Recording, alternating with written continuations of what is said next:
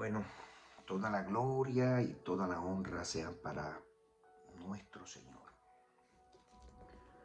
Está pendiente una de las clases que he preparado con mucho cariño para todos ustedes, según la historia y según lo asenta la palabra de Dios misma. Vamos a estar hablando, por supuesto, de los autores de la muerte de Jesús el Mesías, en nuestra opinión. Y yo había anunciado esta clase con anterioridad, con una, con una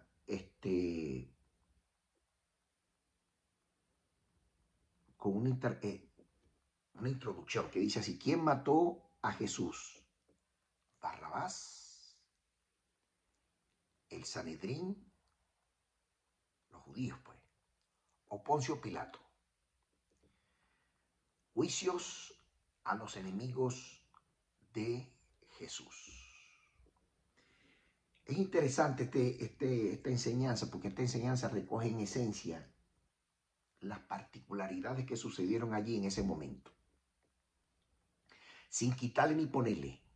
Uno tiene que ser aquí muy contundente, de manera que en esta investigación exegética que he preparado para ti, donde vamos a conocer y vamos a meternos los intrínculos del proceso del derecho penal romano, en aquella época, en la época de Jesús, donde antes, durante y después hubieron acontecimientos importantísimos que delatan no solamente los criminales que participaron allí de manera organizada,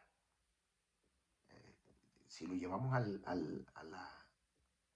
la sapiencia del delito penal, una banda que operó, orquestó y se pusieron de acuerdo para cometer uno de los homicidios más grandes de toda la historia. Es más, corrijo, el homicidio más grande de la historia. La muerte de Jesús, el Mesías. Durante muchos años, por cierto, esa muerte de Jesús el Mesías ha sido debatida por generaciones y ha servido también como escarnio a aquellos que han tratado de burlar la justicia, y siempre se consigue con este escenario, y por lo general algunos reconocen públicamente sus errores y otros no. Pero lo que quiero enfatizar en este estudio que vamos a llevar a continuación, ¿verdad?, dirigido por supuesto con la ayuda del cielo, del Espíritu de Dios, vamos a conocer lo más oscuro de este juicio penal que se llevó a cabo. Evidentemente hubieron muchos que apoyaron aquí, apoyaron para tratar de enlodar más la situación con relación al Mesías. Y vamos a conocer también la vida pública de uno de los sicarios más grandes, asesino, sedicioso, un terrorista, famoso en todos los tiempos. Y me refiero, por supuesto, a Barrabás. Este es el personaje más nombrado en este escenario, en el juicio contra los enemigos de Jesús. El nombre hebreo, todo nombre hebreo tiene un significado. Y en este caso en particular, Barrabás significa hijo de padre. Pero yo quiero revisar junto a ustedes, según la investigación exegética que he hecho, sobre todo me metí en la Guemará judía, para poder encontrar algunos espacios que me pudieran permitir complementar la parte de la historia. Es decir, ¿cómo era este hombre? ¿Qué perfil o qué antecedentes penales reunía este hombre? Porque cuando yo profundizo más en esto de la Guemará y me meto justo en el Talmud y en el Sanedrín y empiezo a investigar, consigo que el hombre tenía un impresionante récord desde el punto de vista delictivo. Y fíjese, el Talmud de Babilonia, Sanedrín 43.6, esto sin contar los historiadores, pues los historiadores le meten más candela al asunto. En el Sanedrín 43a lo nombra como asesino. La jurisprudencia judía dice que es un asesino, que sin lugar a duda no era el primero que mataba, en este caso era un soldado, los soldados romanos de la época le llamaban centurión. No era este centurión en particular, ya tenía otras muertes que se le acuñaban a él y era un peligroso homicida, un hombre que era muy frío, muy calculador en proporcionarle las muertes a sus enemigos. Había comisión de actos de violencia. En todas partes aparecía como un hombre violento, de mal carácter, de mal proceder. Eso lo recoge la Mishnah Sanedrín 9.6. 9,6. Para que usted pueda, si va a buscarla, pues. Se llama Mishnah Sanedrín 9.6. Aparece también en el Talmud de Babilonia, en este caso, en el Sanedrín 43a también. Le amplifica más su perfil delictivo y nombra allí en esa descripción que era sedicioso, hacía rebelión de manera continua contra las autoridades romanas que estaban asitiando, por supuesto, o ocupando a Israel de forma ilegal, como imperio que eran. Pero los romanos, aparte del historiador Tito, estoy tratando de recordar aquí, Flavio Josefo, Heródoto también habla de este personaje. En fin, son muchos los historiadores. Inclusive algunos teólogos que se han atrevido a escribir el caso, hablan de que este hombre tenía un récord criminal tremendo, muy temido y muy famoso en ese tiempo. Los historiadores, todos concuerdan que era el líder de más ascendencia en este grupo de asesinos, llamado los Zelotes, un grupo político que surge con fuerza, muy radicalizado en sus ideas nacionalistas y bueno, trataban en todo lo posible con lo que tenían a la mano. En este caso eran armas blancas, que eran unos cuchillos, eran curvos, y le decían Zika, y se los metían camuflado dentro de su vestimenta, y eran especialistas de forma sigilosa llegar por detrás de una persona, en este caso un centurión que tuviera sueño, que tuviera descuidado, lo agarraban por la nariz, los dos dedos estos que están aquí de la mano, los metían aquí en la nariz de la víctima, lo jalaban con fuerza y le pasaban la Zika, que era así curvada, pero muy filosa, y automáticamente le propinaban la muerte de forma sigilosa. Le cortaban el cuello y bueno, eso era terrible lo que allí sucedía.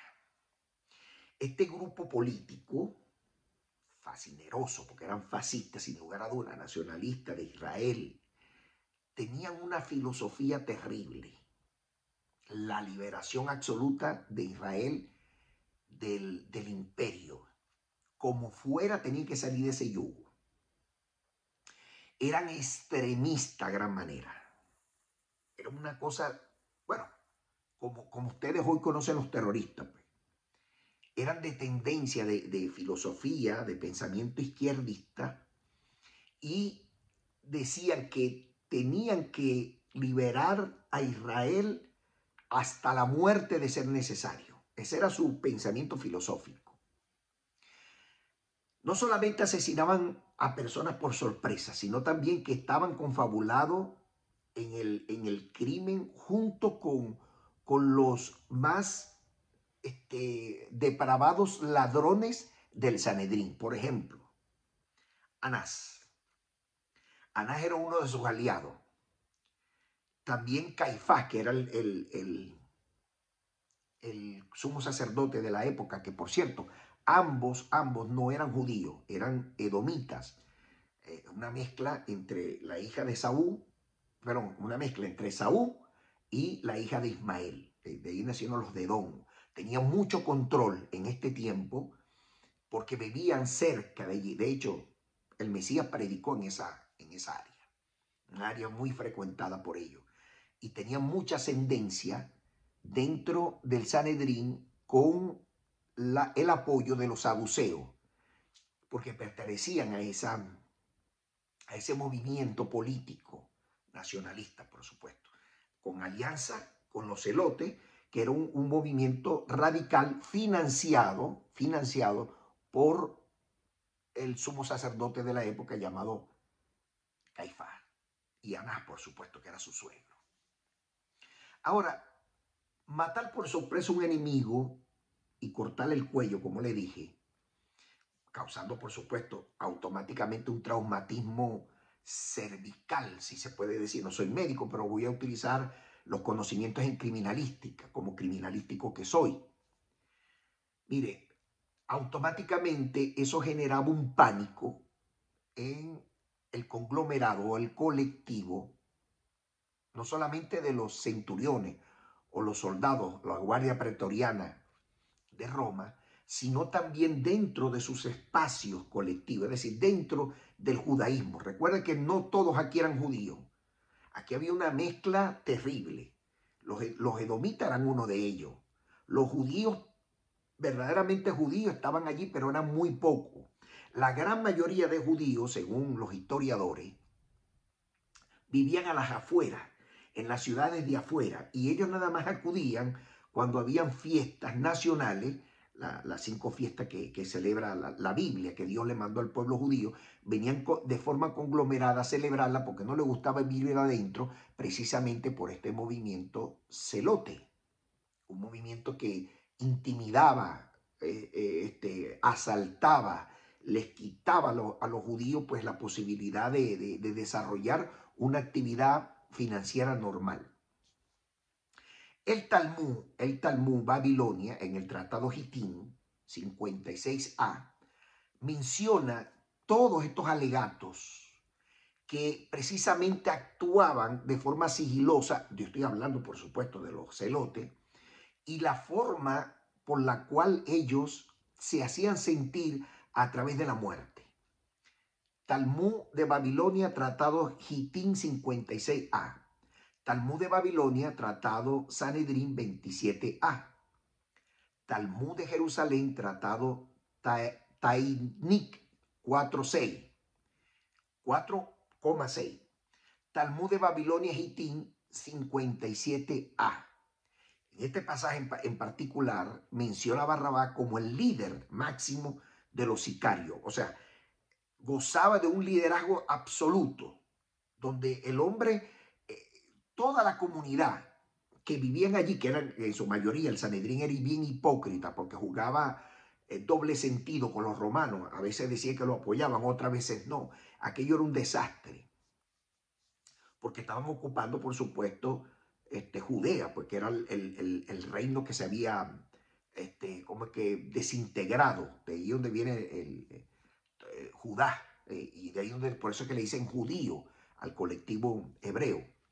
Y el Talmud de Babilonia, Sanedrín 43a, me atrapó, porque este pasaje menciona a Barrabás, que fue un hombre acusado por haber matado a un hombre durante la revuelta que se dio allí en Jerusalén.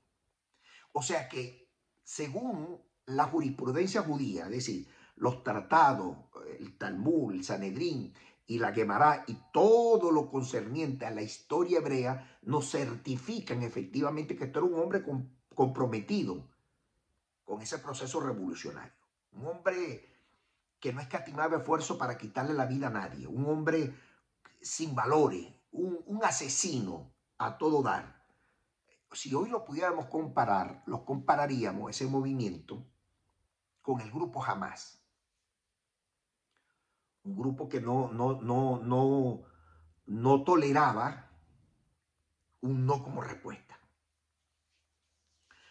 Allí también participó, según los historiadores, Judas el Iscariote. Sí, el mismo que vendió, el mismo que traicionó y lo vendió también a Jesús.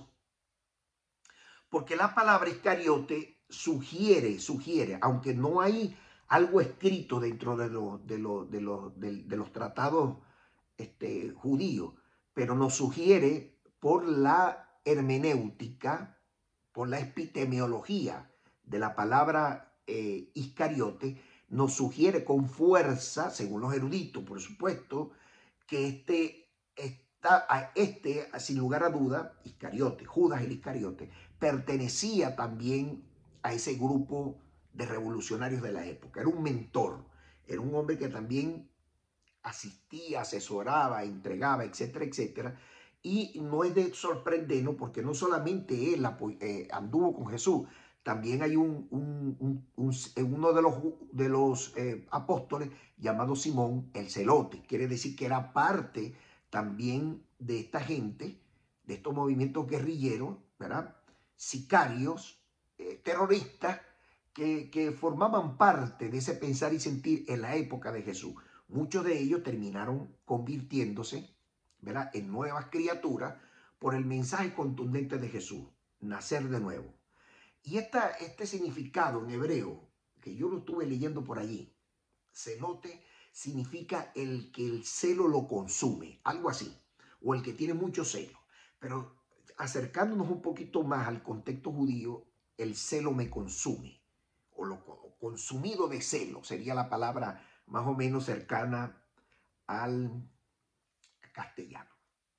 El fundador de este movimiento nacionalista, rebelde, se llamaba Judas el Galileo, en la época del emperador Cirenio, así se llamaba, emperador Cirenio.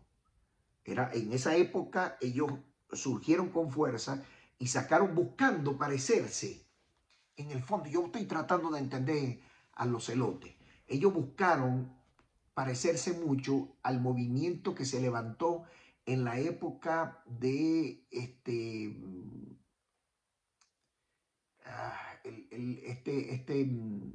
hombre que estaba allí al frente y que tenía el gobierno a plenitud de los judíos, se llamaba Etíope cuarto Epífanes. Estoy tratando de ordenar las ideas. Y allí se levantó un movimiento llamado los Macabeos. Matatías, por ejemplo, era uno de los líderes. Bueno, ellos pudieron erradicar y levantar nuevamente el templo, porque en el templo se habían hecho inclusive hasta sacrificio de cerdo, cosa que está prohibida por Dios. Y en ese sentir, como que ellos buscaron parecerse mucho a los Macabeos, levantar un movimiento revolucionario para liberar al pueblo de Israel del opresor, en este caso el ocupante, es decir, los italianos, Roma, que todavía ocupan ciertos espacios, sobre todo en la palabra de Dios. Este grupo, aparte de enfrentar las tropas del Imperio Romano, eran invasores y dominaban en esencia algunas aldeas de los hebreos. Tanto así que podían esconderse allí. Y por esa razón, algunos historiadores romanos, que dejaron también su aporte, decían que ellos le decían los celotes asesinos y despiadados. O sea, tenían una fama terrible. No era fácil para ellos. Eran fanáticos desde todo punto de vista, lo que contribuyó a desatar, bueno, una guerra. Al final de todo esto, después de la muerte y la resurrección de Dios, Dios resucita al Mesías. Allí, después de eso, después del apóstol Pablo, bueno, hubo una revuelta terrible que terminaron pues en una guerra terrible que se desató en ese tiempo, en el segundo templo, que fue destruido el templo, por supuesto, por el general Tito Flavio Vespasiano. que lo derrotaron allí. Por cierto, esa historia la cuenta muy bien Flavio Josefo, porque Flavio Josefo fue comandante de una de las unidades que fueron asitiadas también allí. Él lo cuenta con mucha dedicatoria y dice que en esa parte, lamentablemente, una de las flechas que tenía en la punta material de combustible del petróleo, fue lanzada, en la Biblia le dicen brea, fue lanzada y pasó una de las partes del muro y evidentemente se encendió el templo. Aquello fue terrible. Allí se quemó la menorá, una de las menorá increíblemente que habían preservado por años. Se había quemado y evidentemente en ese asirio, bueno, quedó de pie lo que hoy conocemos como el Muro de los Lamentos. Usted debe de haberlo visto, donde los judíos van a rezar allí, a hacer sus actos meramente como que religiosos.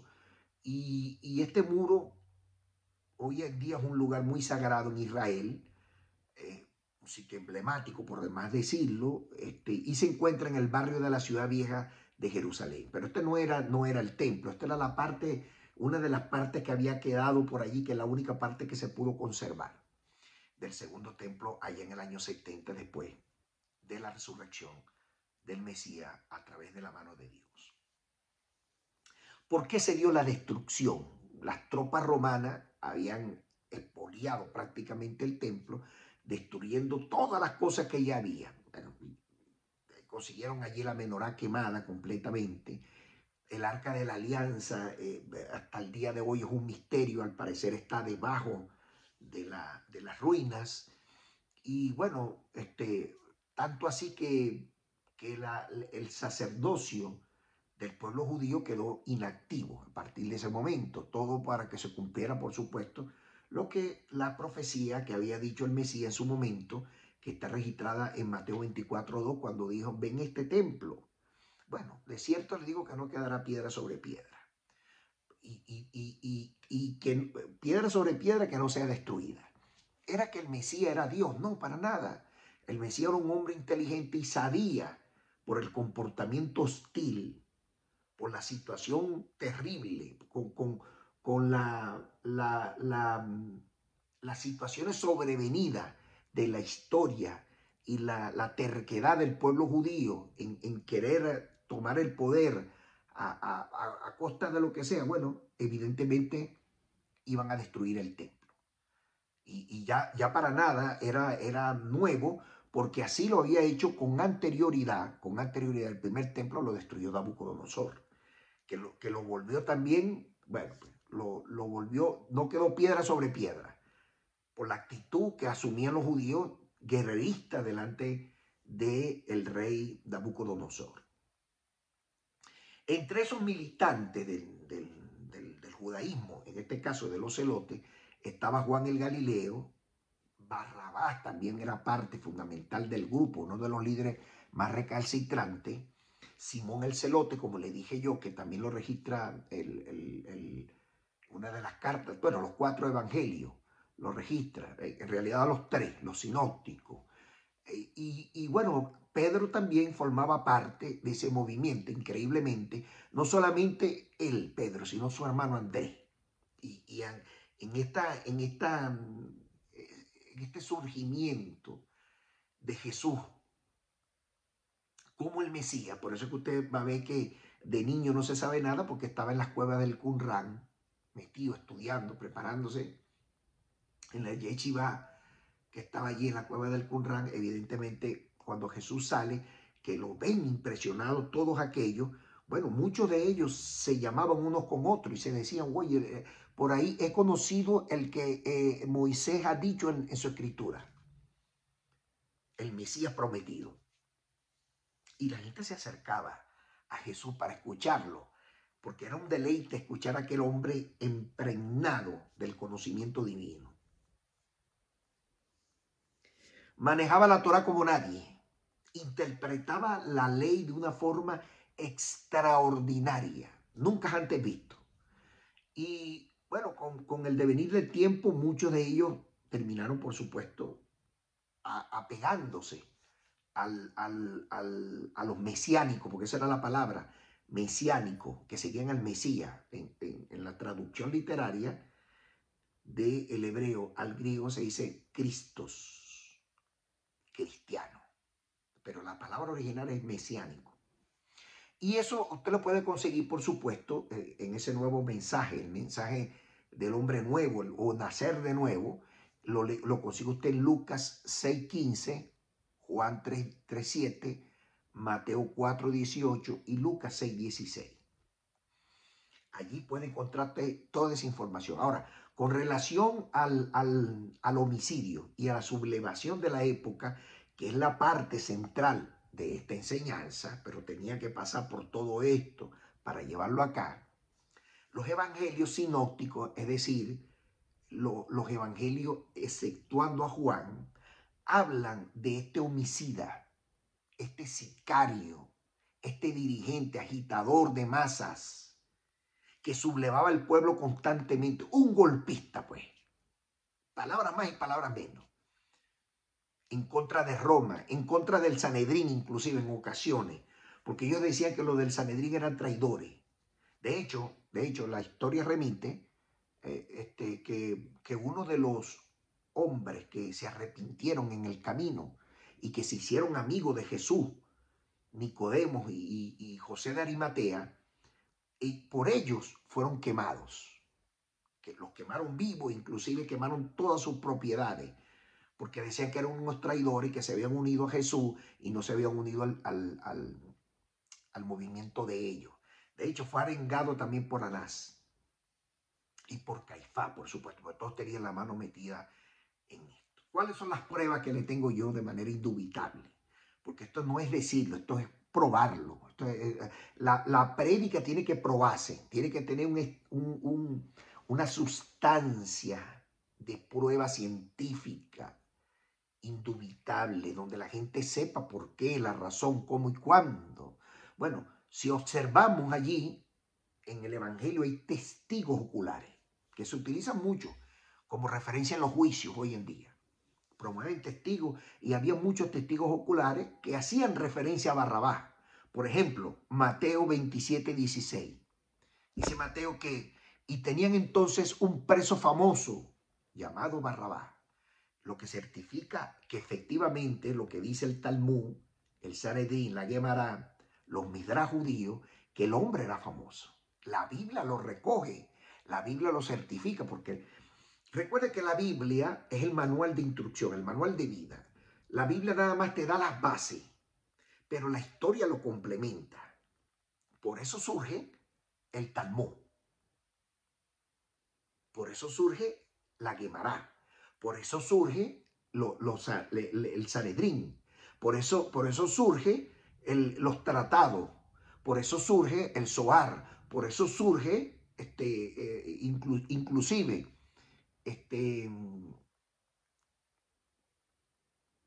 algunos historiadores no judíos certifican efectivamente todo esto que le estoy diciendo. Y los cabalistas también hacen mención de todo esto. Fíjense lo que dice Lucas 23:25. Y le soltó aquel que había sido echado a la cárcel por sedición. Sedición, mis queridos hermanos, un golpe de Estado. Eso es lo que significa sedición. Un hombre sedicioso es un golpista, un terrorista que quiere tomar con las armas el poder. Este era el líder de ese movimiento llamado los celotes. Y dice aquí, y homicida, dice, por sedición y homicidio, por la muerte del soldado, del centurión, a quien habían pedido y entregó a Jesús a la voluntad de ellos. Es interesante esta historia. Mira, esta historia es una historia que me atrapa a mí. Yo soy el primero aquí emocionado, porque cada vez que yo leo, yo me meto en el personaje. Fíjense lo que dice Marcos 15:7. Y uno llamado Barrabás, había sido encarcelado con los sediciosos que habían cometido homicidio en la resurrección, en la inresurrección, golpe de Estado. Cuando dice que había sido metido a la cárcel, Barrabás, era porque lo habían agarrado en flagrancia con otros dos. Es decir, ese día capturaron a tres celotes. Y todos ellos le daban, por supuesto, eran subalternos de Barrabás, lo que en consecuencia no lo podían traicionar. Pero estaban dos con ellos. Ahora, la Biblia no nos habla los nombres de ellos, pero sí nos los habla el complemento histórico. Es decir, los tratados judíos hablan de eso, incluyendo los historiadores. Por eso es que es necesario que usted lea la Biblia también, pero también se cruce el río del Jordán buscando información del otro lado para poder usted complementar la parte de la historia. Y allí complementamos lo ocular que dice Mateo, que confirma que Barrabás era famoso, y también por otra parte Lucas como testigo referencial, en este caso, que oyó. En este caso, Lucas era un corroborador de que todas las cosas estaban en el orden, cuando Lucas hace referencia que era sedicioso y homicida. Es interesante, lo que en consecuencia tenía muchos delitos para ser llevado facilito a la cruz del Calvario, porque la cruz para los romanos era el castigo ejemplar para el colectivo, mandándole un mensaje subliminal. El que se meta con nosotros va a terminar así. Por esa es la razón. Aunque los judíos utilizaban el madero como muerte también contra los que cometían pecados en contra de los principios establecidos con Dios, pero no tenían no era una cruz, sino un palo de forma erigida de forma perpendicular. Mas, sin embargo, ellos le anexaron uno horizontal, hicieron la cruz para hacerla más temeraria. Pues. Tremendo.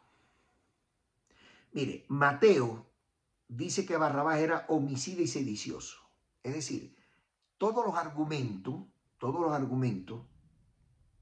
que estamos explanando aquí en esta enseñanza son contundentes argumentos, insoslayables, pues, así de sencillo. Y no se pueden evitar decirlo. Aquí definitivamente la Biblia confirma la fama de este hombre llamado Barrabás. Y afirma no solamente su fama, sino que confirma la participación, no solamente como homicida, sino como sedicioso, como golpista, como terrorista.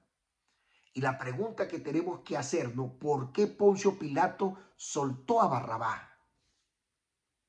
Esa es la pregunta que tenemos que hacernos obligado. Si Poncio Pilato era abogado, aparte de ser abogado, era gobernador de la provincia donde él estaba. ¿Por qué Barrabás se ve obligado a hacer un plebiscito buscando para alternar, para que no se le fuera a la ciudad a embochinchar, vamos a utilizar un término, o se fueran a levantar, ¿cómo es que se llama? Desorden de orden público? Una jugada magistral de parte de Poncio Pilato. Y estos argumentos que se basan, en este caso al juez, que es él, para darle libertad a un homicida y a un sedicioso, descansa única y exclusivamente en una tarea titánica que lleva a cabo Poncio Pilato. Porque no solamente tenía la presión de sus líderes, es decir, del emperador en este caso, que presionaba para que él pusiera el orden ahí, por esa razón nombraron gobernador de la provincia. Entonces tenía también presiones del Sanedrín. El Sanedrín, por supuesto, porque ya Caifás le había jurado a Jesús que tenía que matarlo. Porque Jesús le estaba haciendo sombra. Y hay una de las partes en la Biblia donde Caifás dice, mire, si este tal Jesús, los romanos llegan a ver todo lo que está haciendo, nos van a quitar a nosotros de aquí del cargo y se lo van a dar a él. Y nosotros, mire, vamos a salir de aquí como colcho de limonada. Es preferible que él muera y no todos los que estamos aquí nos quedemos como estamos, porque en el tiempo de Jesús eso estaba corrompido completamente. Ellos estaban allí y pagaban una cuota a los romanos. Por eso es que los sacrificios de los animales en esa época no tenían validez alguna. Por eso Jesús, Juan el Bautista y todo lo que estaban, los esenios, pues que venían de las cuevas del Qumrán, ellos se purificaban en agua, en las mikvahs naturales. Por eso es que usted ve que Jesús nunca hizo sacrificio de animales. Usted lo va a ver dentro del templo purificando a la gente. Le decían, métete en el agua, en la mikvah, báñate. La gente tenía que bañarse desnudo completamente. Y salían sanos. Pero el que hacía el milagro era Dios, no Jesús. Usted revisa las escrituras, él oraba a Dios. Y Dios hacía el milagro y Jesús era respaldado por Dios como Mesías. Es innegable que la presión del Sanedrín estaba sobre Poncio Pilato, gobernador de Judea, juez. Hizo, según la Biblia, yo estuve contándolo, 7 intentos fallidos para tratar de salvar al Mesías. Porque él veía que no había culpa, nullius crimen, nullius pena sine legi. No puede haber una culpa o una pena que no esté registrado en la ley. Nadie va a la cárcel o a la muerte por llamarse a sí mismo el Mesías. Porque tristemente también nos han manipulado parte de la historia. Porque el hecho de estar allí era porque el pueblo le decía que era el Mesías. Y aquí estamos hablando de un reino, hermano. Y cada vez que algún judío decía que tenía el perfil de Mesías, lo perseguían hasta matarlo. Y prueba de ello está ahí en la historia.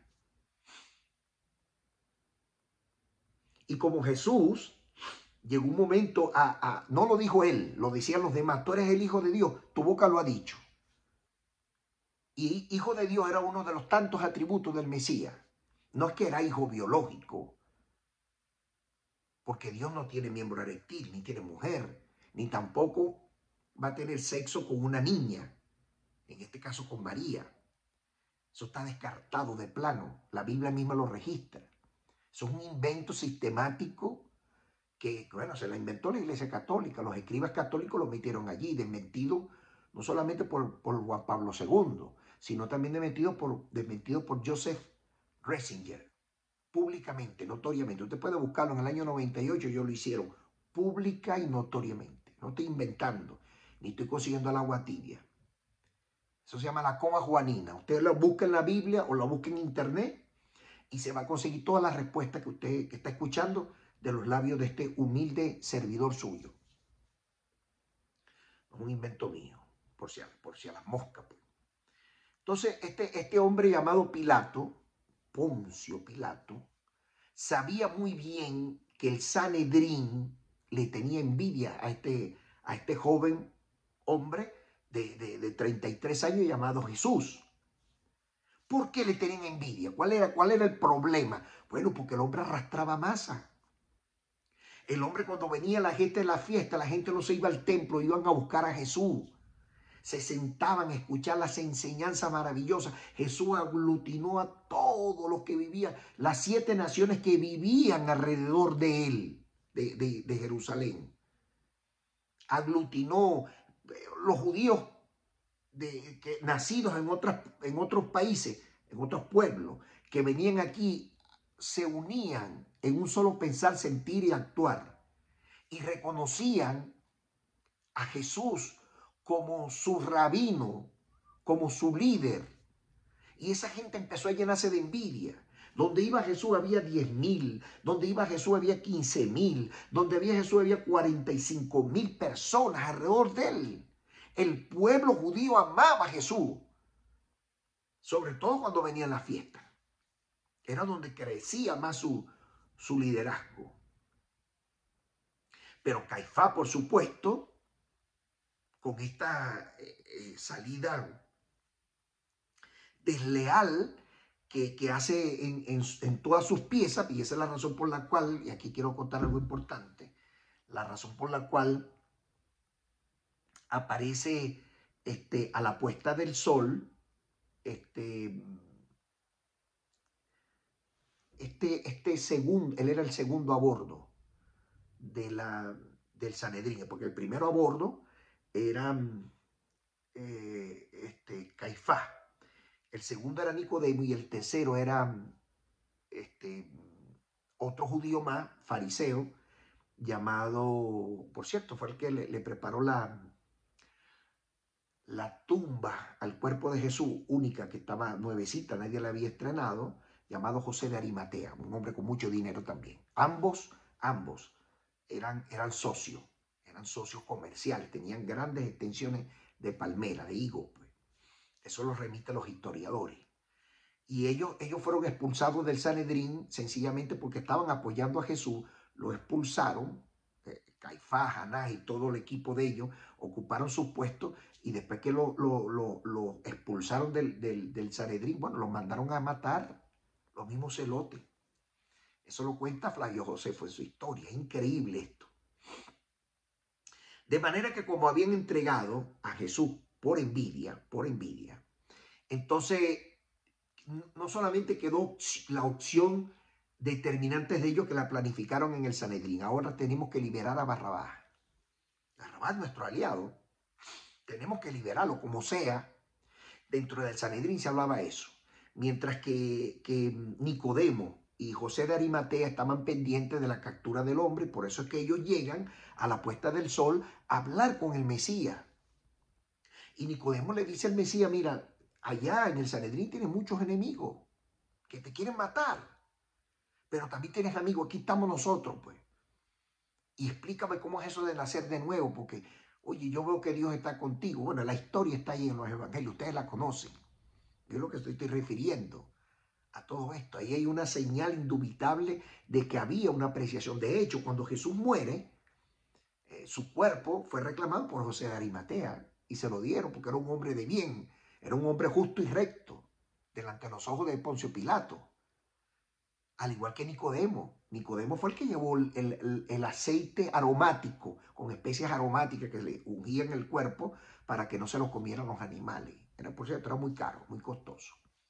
Era muy costoso. Entonces, bueno, esto es básicamente palabras más y palabras menos antes de la ejecución de sus palabras. Miren lo que dice Mateo 27, del 18 al 24. Hizo todo lo posible Poncio Pilato para que no mataran a Jesús, porque sabía que los envidiosos de Caifás y Anás, pero él no podía pelear con ellos, porque eran los que le daban el dinero a su líder, es decir, al emperador. Es lo que era un asalariado ahí, Poncio Pilato, pero el emperador se llevaba todo el dinero y el emperador iba a poner los oídos más sobre Caifás y Anás que sobre el mismo Poncio Pilato. Abran los ojos, mis hermanos, así es el mundo. El mundo es así. Y nadie va a poder cambiar eso hasta el día de hoy. Hasta el día de hoy. Está tremendo esto. Por eso es que dice, mire, yo soy inocente y de la sangre de este hombre justo se lavó las manos. Yo me lavo las manos. Allá ustedes. Y la gente empezó a gritar, los que estaban en primera fila en el plebiscito, que eran edomitas, no eran judíos. Estaban sobornados. Esa gente estaba sobornada, gritando, así como soborna para que voten los políticos corruptos por ellos. Igualito. Aquí no se descarta absolutamente nada. Eso lo puede conseguir usted en Mateo 27, del 18 al 24. Ahora vamos a la crucifixión. Pasamos a la etapa de la crucifixión. Cambiaron a Jesús, un cambio, inclusive cambio ¿cómo es que se llama? De calificación del delito. Convirtieron a Barrabás de un homicida, sedicioso, golpista, golpe de estado, homicida, terrorista, le cambiaron el delito por un delito simple, es decir, por robo. Por eso es que usted ve que la palabra en la Biblia cambia, porque el pretor, es decir, el gobernador no podía soltar un homicida, porque son delitos que solamente el emperador puede hacerlo. Pero para él soltarlo tenía que cambiarle la calificación jurídica del delito, ponerlo como un robo simple, y él estaba en las facultades plenas de él de soltarlo. Entonces, el lugar de él lo iba a ocupar Barrabás. Por eso habla la Biblia habla, y los eruditos también, hablan del el Mesías llagoso, el Mesías leproso, que estaba a la puerta de Roma. Que la pela que le iban a dar a ese Mesías era terrible. Que por las heridas de él íbamos a ser sanados todos. Que hasta el día de hoy rechina en los oídos de los historiadores más importantes y de todo ser humano que camina y tiene raciocinio. ¿Quién no conoce a Jesús? El más conocido en el mundo. Aunque algunos judíos recalcitrantes por ahí, mediocres, con todo el respeto lo digo, que están falta de sabiduría, que son enemigos de Jesús en las redes sociales, no lo quieran entender. Mira, en Lucas 16:20, para que usted tenga una idea, allí se cambió una palabra. Ahí, mire, se lo voy a leer. Dice así. Lucas 16:20 dice, había también un mendigo llamado Lázaro. Cuando está hablando Jesús de esto es una parábola, una comparación. Lázaro era el mismo. Y el rico, vestido de lino y de, ¿cómo es que se llama? Lino fino y de púrpura, era el sumo sacerdote Caifás. Él estaba haciendo una parábola para que viera el hombre, abriera los ojos, pero no entendía, porque las parábolas es para los entendidos. Y dice, estaba echado a la puerta de Roma, dice allí, en el original le cambiaron Roma y le pusieron aquel, lleno de llagas. Léanlo en su Biblia para que vea. En algunas Biblias va a aparecer en la puerta de Roma, en otras no, en otras va a aparecer la palabra aquel. Y esa es la razón. Pero vamos a lo nuestro aquí. ¿Qué fue lo que pasó cuando, lamentablemente, después del homicidio y la sublevación, empieza el juicio de la crucifixión? Días antes del juicio de Jesús, los romanos habían capturado a dos hombres que estaban buscando por la muerte de uno de los centuriones. Dicen los historiadores que era un capitán que mataron. Lo agarraron. Al parecer el capitán venía de salir de una de esas lugares donde ellos se metían allí a tomar. Y lo agarraron entre estos tres. Allí estaba Barrabás y lo degollaron. Le quitaron la cabeza. Era un líder, un capitán, un hombre reconocido dentro del establishment de los romanos. Es decir, del destacamento de Roma llamado la Italiana. O sea, así se llamaba el destacamento más emblemático que había en aquel lugar. Que por cierto lo comandó un italiano que después se convirtió al judaísmo. Pedro lo ayudó a hacer la conversión al judaísmo. Era teniente coronel, pero ese no es el punto. El punto aquí es lo que vamos. Dicen que los romanos habían capturado a estos tres hombres, entre esos estaba Barrabás. Y les agarraron no solamente ¿cómo es que en flagrancia, sino también los cuchillos con que habían ejecutado el acto. O sea, las pruebas contundentes estaban allí. Le tomaron declaraciones y todo era perfectamente orquestado. Ahí estaba Barrabás, el líder de los celotes, y los dos hombres sediciosos que aparecen más adelante en la cruz con Jesús, que la Biblia no registra los nombres, pero el Talmud sí lo registra. Se llamaban Titus y Usa. Ambos hombres eran también parte del componente de los celotes. Y practicaron algunos allanamientos, buscaron otros más. La gente decía, no, sí, ellos fueron que lo mataron. En fin, fueron confesados los delitos de tanto de Barrabás como el de Titus y el de Usa, que eran los que acompañaron en este crimen a Barrabás. Y efectivamente ya los romanos en esa provincia lo habían capturado con las investigaciones ya hechas, los enviaron a las cárceles, a la mazmorra de ese tiempo, y la Biblia, por supuesto, no registra sus nombres, pero sí lo registra la parte de los historiadores y la parte de los tratados judíos. Como ya les dije, Titus y Usa. Ahora, esto cuando Jesús es llevado al Gólgota, junto para, por supuesto, ya aniquilarlo completamente en la cruz, uno de ellos, Titus, el que está en la izquierda, y aquí es que Dios es tremendo, ¿viste? Dios no es fácil. Hay que entender a Dios para poder entender al Mesías. Dios sabía lo que estaba pasando, pero era necesario que el Mesías muriera. No es que muriera por nuestros pecados, porque nadie puede morir por el pecado de otro. Yo no puedo comerme un mango verde con sal y me dé dentera, perdón, un mango verde con sal, que posiblemente agarre dentera y los hijos míos son los que van a tener la dentera. Eso es imposible.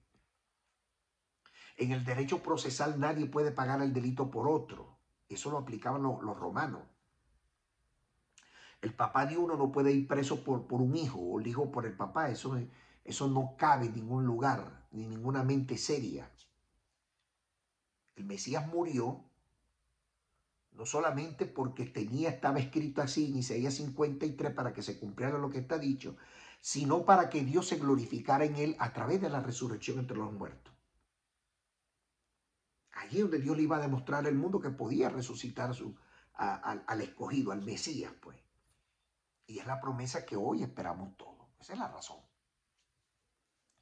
Ahora, cuando Dios habla de la izquierda y de la derecha, en su palabra, los de la izquierda son sediciosos, golpistas, ¿cómo es que se llaman?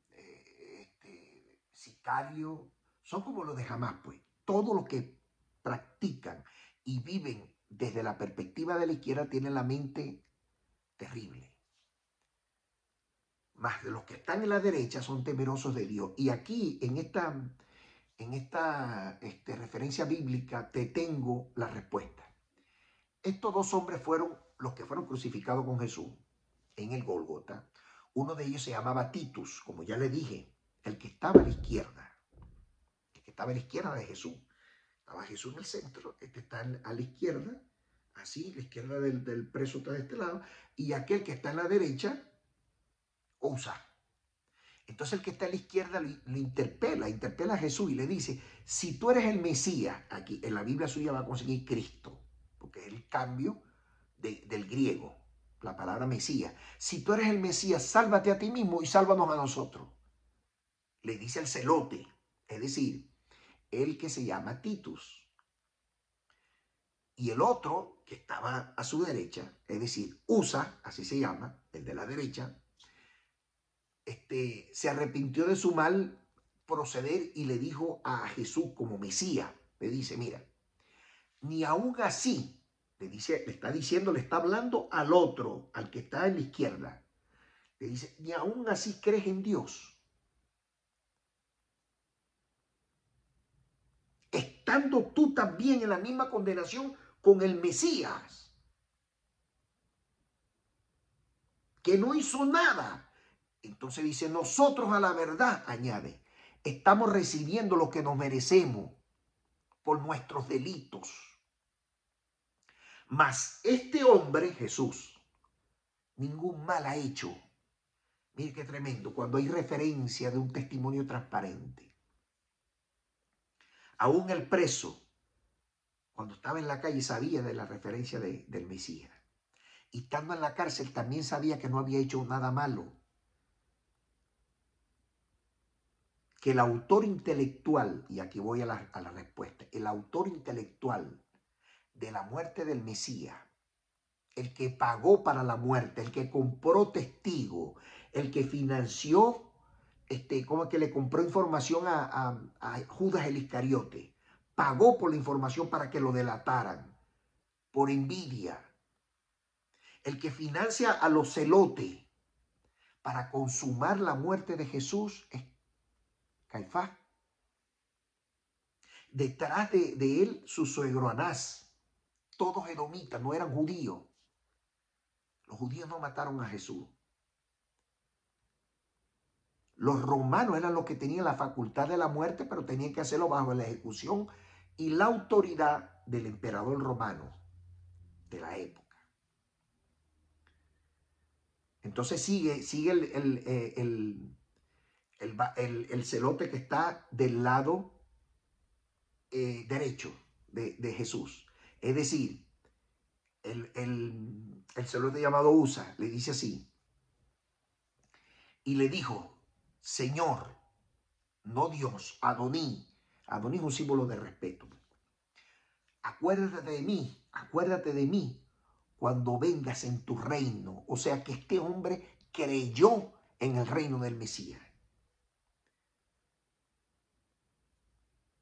Entonces Jesús le respondió, de cierto te digo que hoy estarás conmigo en el paraíso. Lucas 23, 39 al 43. Allí está la historia. ¿Dónde está el paraíso? El paraíso es el segundo cielo, donde están todos los que duermen. Porque el único resucitado entre los muertos es Jesús. Él no sabe cuándo va a venir, solamente lo sabe el Padre, ni aun los ángeles del cielo. Pero cuando Dios le dé la orden, Él va a pasar por ahí, los muertos se van a levantar. Eso es lo que habla Pablo. Y después van a venir a tomar posesión en la tierra. Porque es aquí en la tierra donde va a estar el paraíso. La Nueva Jerusalén, pues, aquí en la tierra. El paraíso está allá, en la tierra aquí.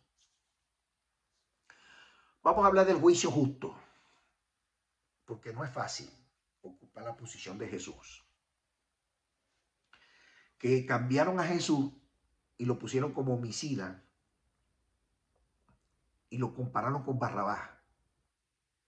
Por eso dice Isaías 53 que él iba a cargar con todo por nuestro. Iba a cargar con todas nuestras culpas, es decir, la culpa de los mismos judíos, porque Barrabás era judío. Algunos, ¿cómo es que se llaman? Historiadores muy afianzados. Dicen que no tienen las pruebas, pero lo afirman. Dice que que Barrabás también venía de la tribu de Judá. Qué tremendo esto. Y agarraron a Jesús, que era el Mesías prometido, y le pecharon todos los pecados, es decir, homicidio, sedición, golpista, terrorista, y lo cambiaron en el edicto de la sentencia de la muerte de la cruz para darle parte y novedad al pretor de la época, es decir, al emperador llamado Tiberio César, que quedaba, por supuesto, en la capital de Roma, para decirle, Señor, nosotros hemos decidido aquí, están 3 judíos, de allá venía la orden firmada, la ejecución de muerte. Ese día tenía que morir 3 judíos, porque ya estaba firmada la sentencia de muerte. ¿Y qué hizo sabiamente, cómo es que se llama? Pilato. Bueno, hace un plebiscito para que la gente agarrara a Barrabás y él librase de la inocencia de Jesús. Pero el pueblo sobornado, el pueblo, ¿cómo es que se llama? Debilitado, porque la gran mayoría de judíos ahí no estaban por temor a que los celotes tomaran represalia. Pero estaban los edomitas, afectos políticos del autor intelectual de la muerte de Jesús, es decir, Caifás. Y gritaban, no queremos a Jesús, denos a Barrabás, porque Barrabás formaba parte de su grupo. ¿Está entendiendo ahora? Es tremendo. De manera que la decisión salomónica de Pilato no fue en vano. Hizo lo propio. Por eso se lava las manos. Ya no puedo hacer más nada. Y hace, por supuesto, responsable de la muerte. Y dice, bueno, ahora viene el juicio. Y el juicio era precisamente los látigos. porque era parte fundamental del protocolo establecido para la muerte de aquellos que arremetían y que trataban de dar un golpe de estado a, ¿cómo que se llaman? A los romanos. Mire, Lucas 3:1, lo voy a leer. En el año 15º del imperio Tiberio César, ahí está la confirmación de que era Tiberio César, siendo gobernador de Judea Poncio Pilato y Herodes tetrarca de Galilea y su hermano Felipe tetrarca y Uturea de la provincia de Traquinote y Lisania tetrarca de Albinia. Ahí está la respuesta. Y aquí la otra respuesta está en Juan 18:40, cuando dice: entonces volvieron a gritar diciendo: a este no, entréganos a Barrabás. Y dice allí, y Barrabás lo hicieron ladrón. Es tremendo. Le cambiaron la calificación jurídica a Barrabás. Y por eso es que se va en una amnistía, porque no podían darle otro beneficio que no fuera una amnistía. Porque la amnistía se le da a las personas que cometieron delitos inferiores de pena, delitos simples, porque no se le puede sobreseer. Sobreseimiento, cuando hay sobreseimiento es porque hay culpa. Indulto se le da al que cometió una pena, te estoy indultando, pero no puedes después participar en cosas políticas. Es fácil de entender. Es fácil de entender. Y dice Mateo 27:20, y los principales sacerdotes y los ancianos persuadieron a la multitud para que pidiesen Barrabás y Jesús fuera condenado a muerte. Mateo 27:20. Es decir, los principales sacerdotes se refiere a los del Sanedrín. Es decir, Caifás y todos los que estaban con ellos componentes. Anás también, que estaba detrás de bastidores. Todos ellos, dicen aquí, los principales y los ancianos, los que ellos habían nombrado cuando salió, cuando echaron fuera pues del Sanedrín, o los votaron, los expulsaron. Tanto a Nicodemo como José de Arimatea los votaron. Ocuparon otros que venían de abajo, ocuparon el puesto, ocuparon el cargo, porque la gente para ocupar un cargo, no importa que te voten a ti, con tal de que me pongan a mí, a ellos no les importa quién se están llevando por delante. Y entonces cuando dice persuadieron a la multitud, era que sobornaron para que pidiesen a Barrabás y que Jesús fuera condenado a muerte.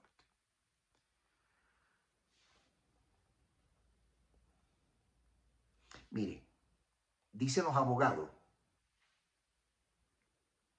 historiadores, dice que Poncio Pilato trató en todo lo concerniente a evitar la muerte de Jesús. Incluso apeló a la Pascua.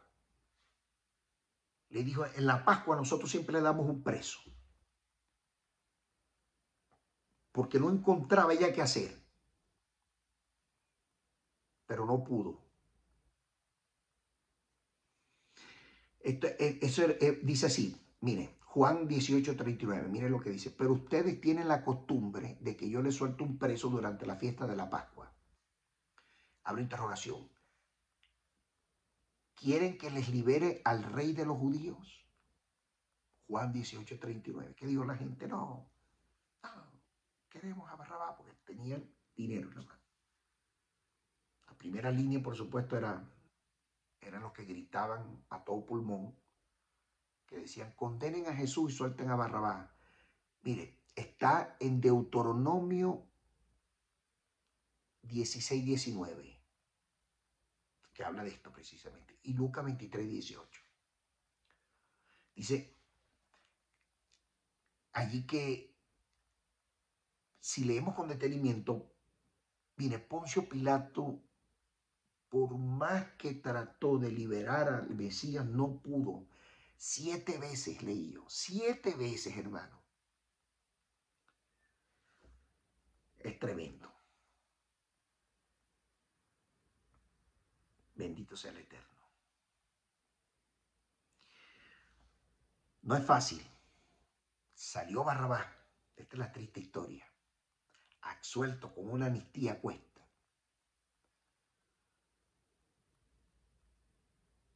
Queda en la jurisdicción de Judea, libre, caminando por ahí como que no hizo nada, como algún prócer por ahí que soltaron. Mientras que Pilato, que gobernaba por supuesto a Judea, se lavó las manos y dijo, bueno, él limitó estas palabras, según un historiador por allí que estuve leyendo, dijo, duro es la ley, pero es la ley. Turum ex sit itat ley escrita está. En hebreo, ¿cómo es que se llama en latín? Q scripsi scripsi. Lo que está escrito, escrito está. Se lavó las manos y la pregunta del $1.000.000. ¿Por qué entonces murió Jesús en la cruz del Calvario? ¿Por nosotros? No.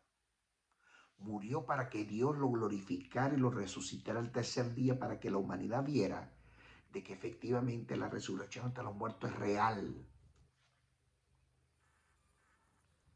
¿Qué iba a llevar con nuestros pecados? Bueno, cargó con todo eso, les cambiaron, le metieron toda la calificación de delito y lo mandaron para allá siendo inocente. Mire lo que dice Deuteronomio 24:16. Ponga atención. Los padres no pueden morir por los hijos, ni los hijos morirán por los padres. Cada uno morirá por su propio pecado. Jesús cumplía esto tácitamente. En el tiempo de Jesús y en el tiempo de Pablo no existía el Nuevo Testamento. Eso fue después. El cristianismo se la inventó ahí, lo acuñó y que forma parte de la historia de la Biblia, que está bien, pero no es un Nuevo Testamento. Ni es testamento ni es nuevo, por eso es viejo. Eso viene de allá arriba. Pero por voluntad de Dios está acuñado en 66 libros. Tenemos que predicarlo. Mire lo que dice Ezequiel 18:20. Se dice, el hijo no cargará con la iniquidad del padre, ni el padre cargará con el pecado del hijo. La persona que peque, esa morirá. Palabra de Dios, ley de Dios. Jeremías 33:29-30. Dice así, en aquellos días no dirán más, los padres comieron uvas agrias y los dientes de los hijos tienen dentera, sino que cada uno morirá por su propia maldad. Los dientes de todo hombre que comiera uvas agrias tendrán la dentera. Más claro no canta un gallo.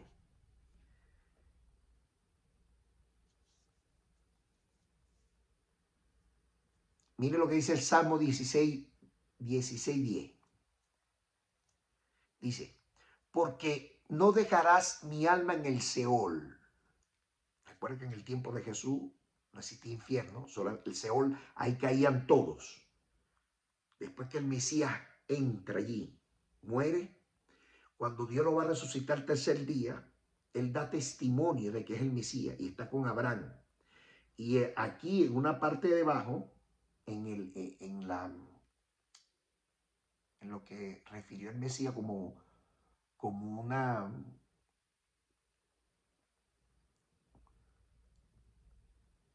un ejemplo de escarnio de Dios hacia el sumo sacerdote Caifás, que había muerto, la Biblia dice que murió,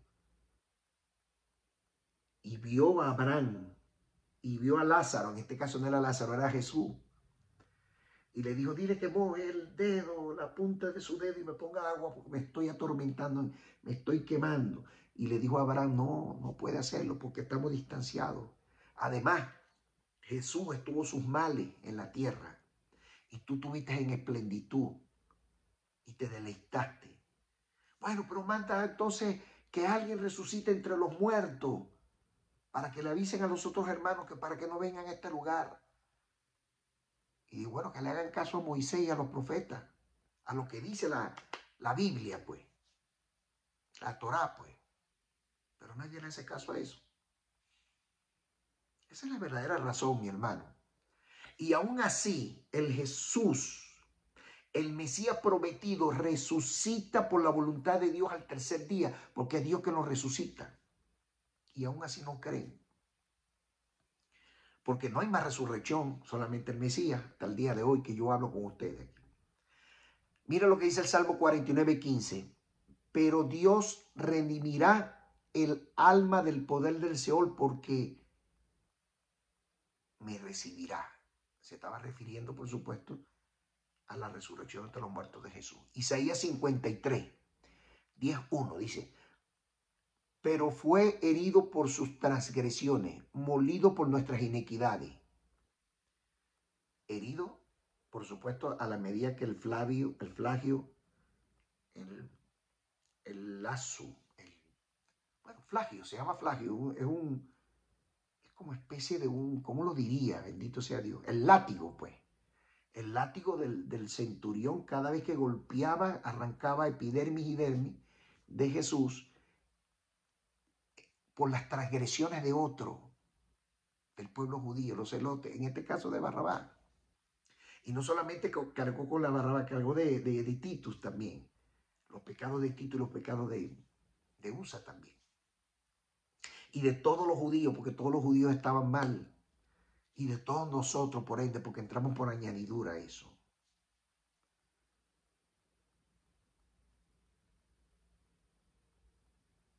Y la muerte no podía tolerar el Mesías. Entonces dice aquí, después de su aflicción verá la luz y se saciará. Es decir, la resurrección. Por su conocimiento justificará al justo, mi siervo, y llevará las iniquidades de muchos. Esa es la razón fundamental. Nos han predicado un evangelio medio raro. Nos han dicho por años que Jesús murió por nuestros pecados y eso va en contra de la Biblia. Jesús murió allí por voluntad de Dios para testimonio de la resurrección entre los muertos. Es evidente que nuestras transgresiones están allí, pero tenía que morir allí para que Dios le diera testimonio al mundo de que Él puede resucitar entre los muertos con resurrección eterna. Jesús no va a morir jamás. Es el único resucitado entre los muertos que no puede ver muerte segunda.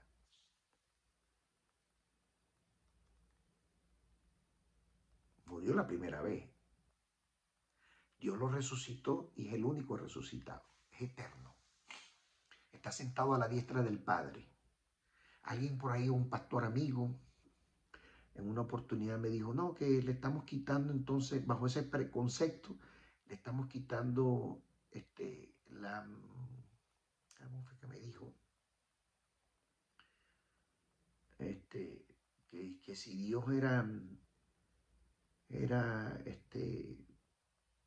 bueno, que Jesús es divino, sí, porque está resucitado. Puede pasar por aquí, por arriba de la pared, no pasa nada. Puede estar en cualquier parte, no pasa nada porque está resucitado. O sea, tiene un cuerpo glorificado, pues. Puede ir al cielo y venir. Está sentado a la diestra del Padre, del Dios vivo. Pero eso no significa que sea Dios. Es el Mesías. Porque Dios no iba a enviar a un ángel a morir por nosotros. Perdón, a morir para nosotros, quise decir. Porque no tiene sentido la lucha. Era un humano que tenía que morir. De hecho, murió un humano, sangró. Pidió perdón, entregó su alma al Dios vivo. No se entregó a sí mismo, entregó a su alma. Lo que pasa es que la Iglesia Católica, mire, nos ha metido un extra y lo ha repetido y nosotros hemos sido tremendo, tremendo. No, le estamos quitando a Dios su majestad, no, al contrario. Al contrario, mis queridos hermanos, lo estamos honrando porque Dios no comparte su gloria con nadie. Y blasfemia sería en todo caso no reconocer a Dios como Dios y tratar de confundir al pueblo mezclando al Mesías como Dios cuando no lo es. Existe un solo Dios, Deuteronomio 6:4, si mi mente no me es infiel, o 4:6, no estoy muy claro ahorita. Dios es uno solo, el Mesías lo dijo, Dios es uno solo. Lo dijo Pablo, Dios es uno solo y el Mesías es el mediador para que los hombres lleguen a Dios, nosotros los gentiles. Si ellos lo dijeron, Pedro lo dijo, Dios es uno solo y un solo Mesías. Si ellos lo dijeron hasta el cansancio, ¿por qué nosotros estamos empeñados en decir lo contrario? Eso es una blasfemia.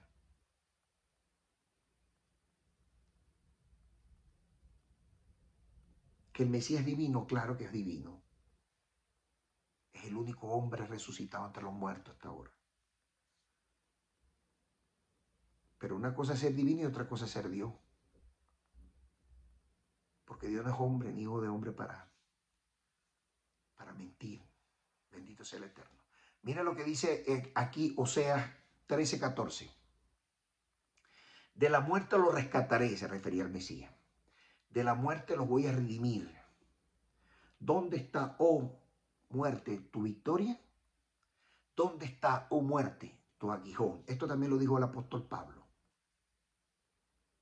Pablo estaba repitiendo el mensaje del profeta Oseas.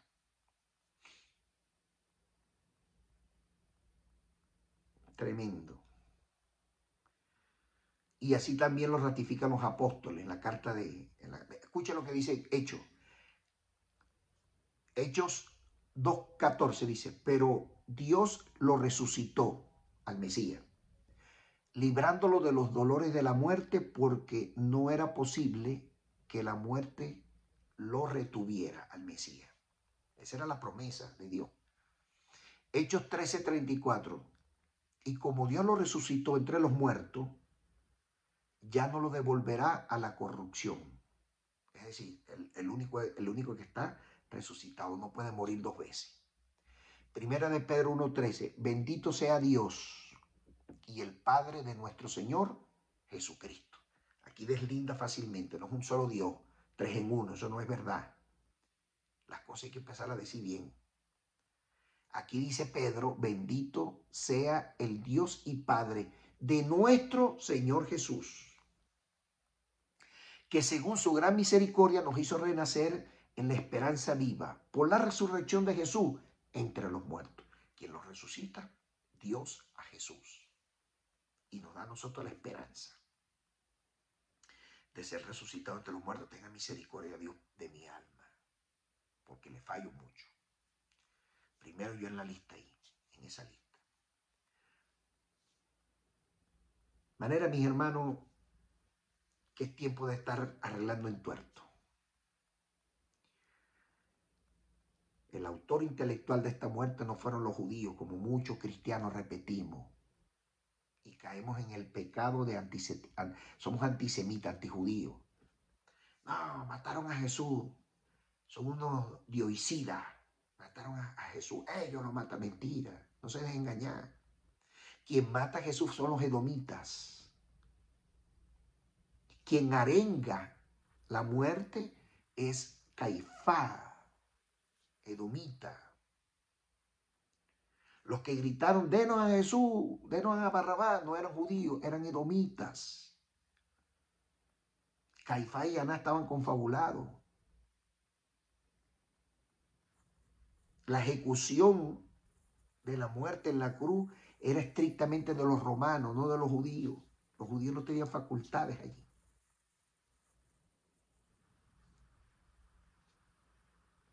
No te dejes engañar más, mi hermano y mi hermana. Mira, te he puesto una verdad en tus manos. Absoluta, absoluta. Te di testimonio bíblico, mira, te referí todas las pruebas contundentes, inapelables, verdad absoluta en tus manos. Tú verás si la predica y la sostiene o si la investiga. He perdido amistades por esto. Me han odiado, me han borrado de su grupo, con odio. Rápido, porque no quieren escuchar, están entenebrecidos, tienen la mente caucásica, blanca, como la nieve.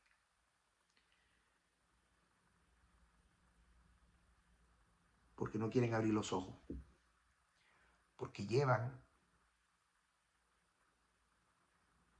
adivinación dentro de su proceder. Cuando usted busca la palabra Vaticano, dice centro de adivinación y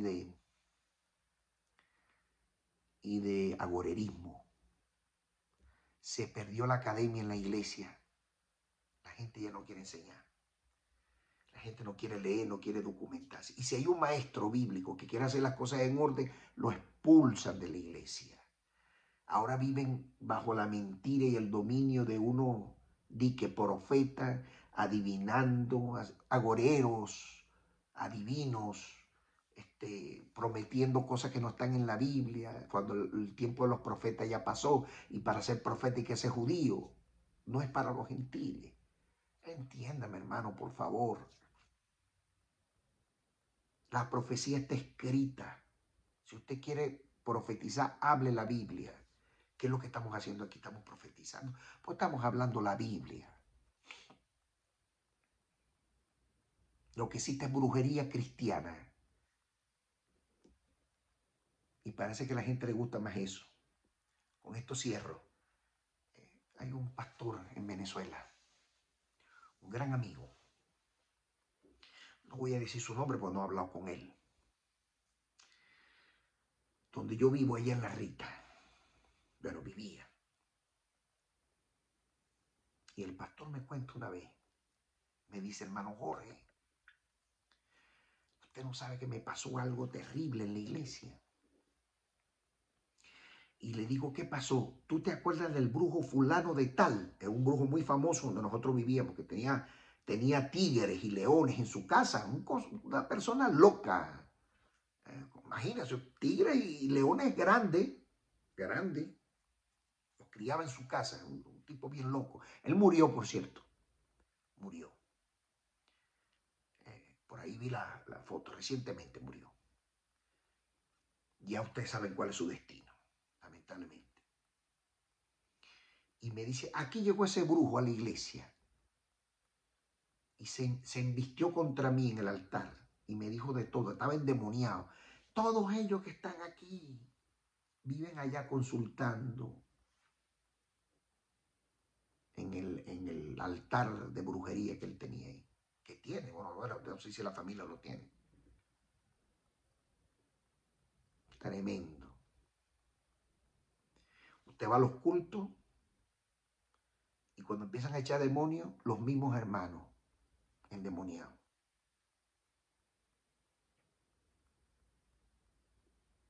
Algo está pasando.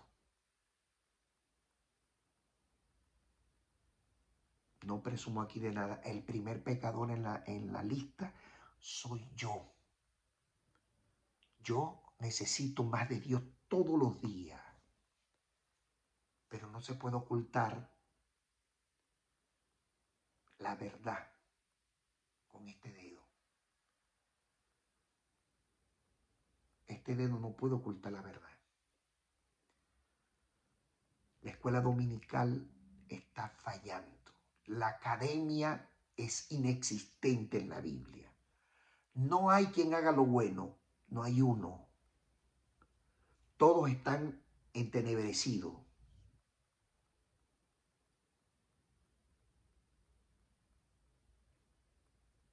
Todos estamos entretenidos. Nos encanta escuchar a los adivinos. Di que profeta. Mañana te va a salir esto. Eso se llama brujería. No existe, mi hermano, mi hermana. A las escuelas dominicales, las buenas, que hay muchas. Hay mujeres que dan escuelas dominicales. Hay una pastora que no conozco, tampoco la voy a nombrar porque no he dicho su nombre. Tampoco he hablado con ella. Que dan escuela dominical de manera increíble, pero nadie va. No van a los cultos de escuelas dominicales. Si te van dos, es apurado y obligado, porque tienen compromiso con el pastor o con la pastora. La academia feneció. La Biblia no se lee, pero llega un adivino de esto y mira, sale gente donde no había a escuchar al mentiroso, al hijo del diablo profetizando, entre comillas, lo que está en su corazón que Dios nunca ha hablado. Voy a terminar. Amantísimo Dios del cielo, Padre, ayúdanos. Necesitamos de más maestros bíblicos, Padre. Necesitamos de hombres y mujeres que se preparen en esta área donde está el centro de tu poder, de tu cetro. No moviendo, Señor, emociones en los púlpitos, sino conociendo a transparencia tu palabra, porque tu palabra es la que vivifica y la que lleva al hombre a la resurrección entre los muertos. Por los méritos de Jesús, el hombre, hijo de hombre, que vino de semen, de hombre y mujer, con José y María, que murió por nosotros en la cruz del Calvario y fue resucitado por Dios entre los muertos para darnos el ejemplo de la resurrección por sus méritos. Te lo pedimos, Señor. Amén, amén y amén. Paz a todos.